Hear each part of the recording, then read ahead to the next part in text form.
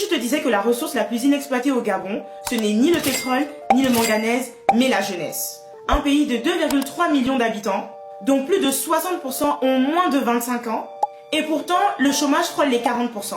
Du coup, je me suis posé cette question. Est-ce qu'on manque vraiment de travail au Gabon ou est-ce qu'on manque d'industries capables de développer nos talents en emploi? Je m'explique. Fort est de constater que le Gabon regorge de jeunes, talentueux et créatifs. Que ce soit des danseurs avec par exemple, vous voyez bien, l'exportation de l'Ancham, des stylistes, des cinéastes, des musiciens, des graphistes, bref, notre pays est un nid à talent. Mais demandez-vous combien vivent réellement de leur art? Parce que lorsqu'on parle de chômage au Gabon, tout de suite, on place l'entrepreneuriat comme la solution au problème. Mais est-ce que l'entrepreneuriat est la seule solution au chômage? Soyons honnêtes, tout le monde ne veut pas ou ne peut pas devenir entrepreneur.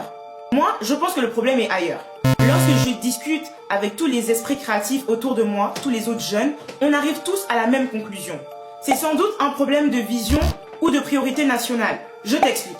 Imagine un Gabon où les arts sont reconnus comme un secteur économique stratégique, où la musique, le cinéma, la peinture, la mode deviennent des sources d'emplois réelles. C'est ce qu'on appelle une industrie culturelle et créative. Et selon l'UNESCO, ces industries représentent jusqu'à 10% du PIB mondial et emploient plus de 50 millions de personnes dans le monde. Alors, pourquoi pas nous? Si la Corée du Sud a réussi à bâtir un empire économique avec la K-pop, les dramas et le design, c'est parce qu'elle a compris une chose.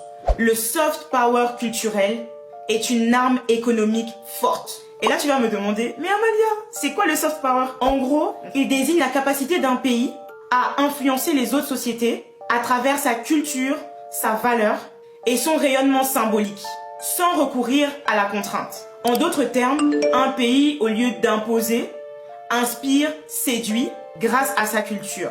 Aujourd'hui, par exemple, la K-pop génère plus de 12 milliards de dollars par an. Man, c'est énorme. Leur culture est devenue leur carte d'identité économique. Et nous, au Gabon, je pense qu'on a tout pour faire pareil, à notre échelle.